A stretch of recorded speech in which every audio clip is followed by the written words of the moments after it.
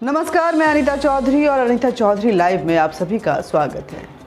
UP के जिला पंचायत चुनाव के नतीजे आ चुके हैं और अगर इसे 2022 के विधानसभा चुनाव के पहले प्री बोर्ड का एग्ज़ाम माना जाए अगर उत्तर प्रदेश का, तो यही लग रहा है जिस तरह से कमल चारों तरफ खिला है, ऐसा लग रहा है कि बीजेपी के लिए ये ट्रेलर था। 2022 में पूरी पिक्चर बाकी है। सभी पार्टियां एक साथ थी और बीजेपी अकेले। जबरदस्त योगी आदित्यनाथ के खिलाफ कैंपेनिंग चल रही थी। कई प्रोपागंडा रचे जा रहे थे। राम मंदिर विवाद से लेकर कोरोना तक हर मुद्दे को उठाया जा रहा था। गांव-गांव में किसान को भड़काने के लिए डकैत जैसे उसके अनुयायी जो हैं, उसके फॉलोअर्स, उसके गुंडे बैठे हुए थे और एजेंडा और प्रोपेगेंडा वो फैला रहे थे। मगर जब नतीजा आया तो सारा प्रोपेगेंडा धाराशायी होता हुआ नजर आया। यूपी जिला पंचायत चुनाव में बीजेपी को 65 सीटें मिली हैं, समाजवादी पार्टी को 6, अन्य को 4 और कांग्रेस नील बटा सन्नाटा। आम आदमी पार्टी हालांकि शोर बहुत मचा रही थी मगर दस्तक नहीं दे पाई। 2022 के चुनाव को अगर देखें तो कहीं ना कहीं ये नतीजे जो हैं वो बता रहे हैं कि ये तो बस एक पॉपअप है। आगे आगे देखिए क्या होता है और 2022 तक किस तरह की समा बनती है। योगी आदित्यनाथ को ना जाने किन किन नामों से आजकल राजनीतिक गलियारों में उनके विपक्षी नेता जो हैं वो बुलाते हैं। कोई उनको भोगी बुलाते हैं, कोई पाखंडी बुलाते हैं, कोई ढोंगी बुलाते हैं। लेकिन इन सब के बावजूद कोरोना की दूसरी लहर में जो योगी आदित्यनाथ कोरोना की चपेट में खुद भी आ गए थे, एक दिन में उन्होंने रेस्ट नहीं किया। लगातार वीडियो कॉन्फ्रेंसिंग के जरिए मॉनिटरिंग चलती रही। राज्य के स्वास्थ्य व्यवस्था को दुरुस्त करने के लिए हर अथक कोशिश की गई। परिणाम ये हुआ कि यूएन से लेकर विदेश की लगभग हर संस्थाएं जो हैं और कई देशों ने योगी आदित्यनाथ के इस मॉडल को की बहुत ज़बरदस्त तारीफ की। राम मंदिर मुद्दे को उठा के संजय सिंह जैसे गुंडे जो हैं वो कहीं ना कहीं राजनीतिक फ़ायदा उठाने की कोशिश किए, लेकिन वो भी धाराशायी नज़र आया।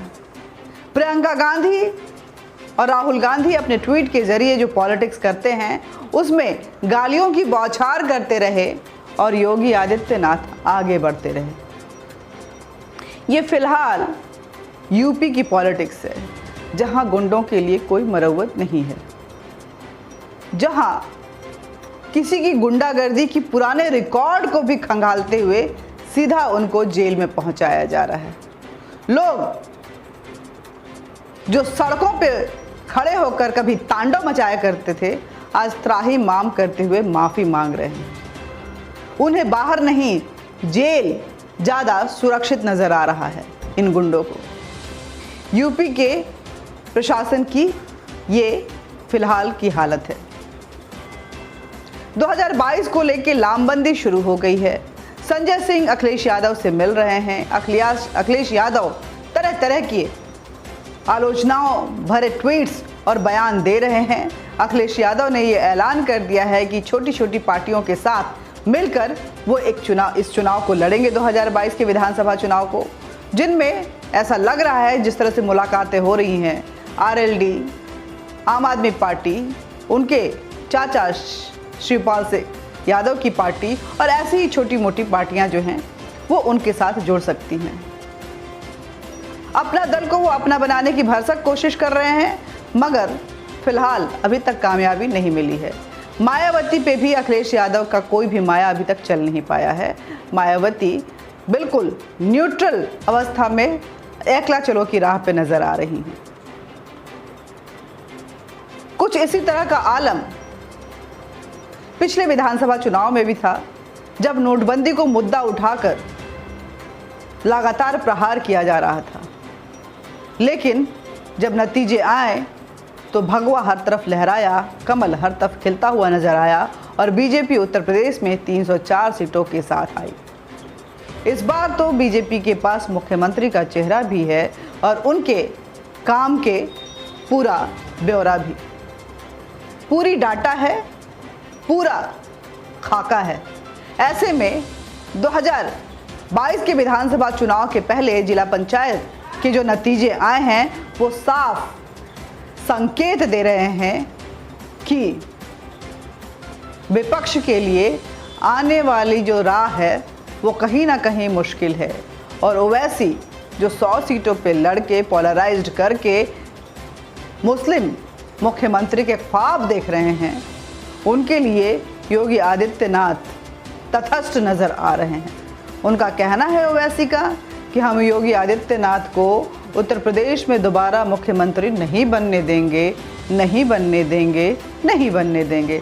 लेकिन जिला पंचायत चुनाव के नतीजे बता रहे हैं कि 2022 में भी योगी आदित्यनाथ ही आएंगे, योगी आदित्यनाथ ही आएंगे और योगी आदित्यनाथ ही आएंगे। ये कोई पार्टी या व्यक्ति के सिफारिश नहीं है, बल्कि उनके काम के नतीजों पे ये बात हो रही है। योगी आदित्यनाथ ने जिस तरह से काम किया है गुंडागर्दी के खिलाफ, भ्रष्टाचार के खिलाफ, क्राइम के खिलाफ, महिलाओं की सुरक्षा को लेकर के, किसानों की उन्नति को लेकर के, शिक्षा के क्षेत्र में, रोजगार के क्षेत्र में, खासकर जब कोरोना की पहली लहर के दौरान जो प्रवासी मजदूर जिस तरह से पलायन कर रहे थे, उनकी सेवा जिस तरह से उन्होंने की, चाहे वो बिहार के मजदूर हों, चाहे दूसरे राज्य के मजदूर हों, और यूपी के प्रवासियों को जिस तरह से उन्होंने अपने घर में एक जगह दी, उनके लिए रोजगार की व्यवस्था की, उनको स्वावलंबी बनाया, कहीं ना कहीं इसका सीधा फायदा योगी आदित्यनाथ को मिलता हुआ नजर आ रहा है।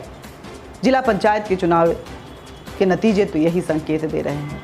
साथ ही जिस तरह का गंदा खेल रोहिंग्याओं को के बहाने, धर्मांतरण के बहाने और मुस्लिम ध्रुवीकरण के बहाने उत्तर प्रदेश में खेला जा रहा था, योगी आदित्यनाथ के स्ट्रेट फॉरवर्ड पॉलिटिक्स ने उस पर बहुत ज़बरदस्त लगाम लगाया है। जनता को योगी आदित्यनाथ की ये सीधी चाल भी बेहद पसंद आ रही है। 2022 के चुनावों की रंगत धीरे धीरे जब परवान चढ़ेगी तो कहीं ना कहीं जो धमाके होंगे, जो ढोल बजेंगे, जो नगाड़े बजेंगे, वो ज़बरदस्त कानों में गूंज फैलाएंगे। लेकिन एक बात तय है कि जिस तरह से योगी आदित्यनाथ हर चट्टान को चीरते हुए आगे बढ़ रहे हैं, ऐसा लग रहा है कि 2022 की राह योगी के लिए इतना मुश्किल नहीं होने वाला है। नमस्कार। वीडियो को ज़्यादा से ज़्यादा शेयर कीजिए, लाइक कीजिए, सब्सक्राइब कीजिए और अपने सुझाव कमेंट बॉक्स में ज़रूर दीजिए। जय भारत, जय हिंद, नमस्कार।